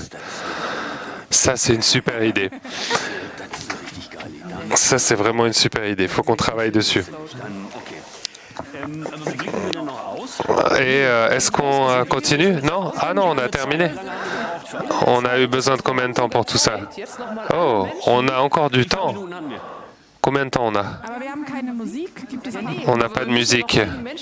Mais il faut qu'on prenne toutes les personnes qui ont présenté et qu'on les mette sur scène. Et il faut qu'on les applaudisse et qu'on chante ensemble. Non, on ne va pas chanter aujourd'hui. Est-ce que tout le monde est encore là? Qui est encore là? Tous ceux qui étaient sur scène tout à l'heure. Plus vite, on est encore dans le temps. Un grand applaudissement pour tout ce qui s'est passé dans les 4 dernières années. Mettez-vous tous dans le premier rang.